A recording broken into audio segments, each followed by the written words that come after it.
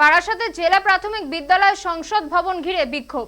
এদিন বিক্ষোভ দেখান 2009 সালে প্রাইমারি চাকরি প্রার্থীরা। নিয়োগ না হওয়া পর্যন্ত এই বিক্ষোভ চলবে দাবি তাদের। পাশাপাশি এদিন দীর্ঘ 15 বছরের যন্ত্রণার অবসান কবে, মানবিক সরকার চাকরি আমাদের দরকার, অবিলম্বে নিয়োগ চাই, এইরকম একাধিক স্লোগান তোলে তারা।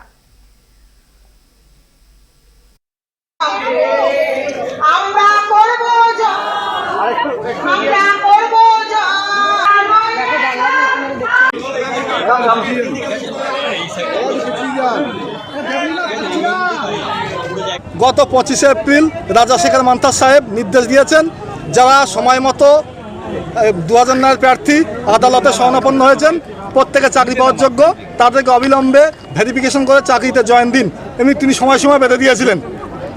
তার নির্দেশে আমাদের মানবিক চেয়ারম্যান সত্যি খুব সুন্দরভাবে ভেরিফিকেশন কাজগুলো সম্পন্ন করলেন। তাই নয়, সমস্ত কাগজপত্রগুলো খুব সুন্দরভাবে পারদর্শিতার সহিত ভেরিফিকেশন করলেন এবং মেরিট লিস্টও পাবলিশ করে দিলেন। বাট আইরনি অফ ফেট, আমাদের ভাগ্যের পরিহাস, কোর্টের দেওয়া সময়সীমা পার হওয়া সত্ত্বেও আমরা এখনও পর্যন্ত বঞ্চিত, স্কুলে যেতে পারিনি।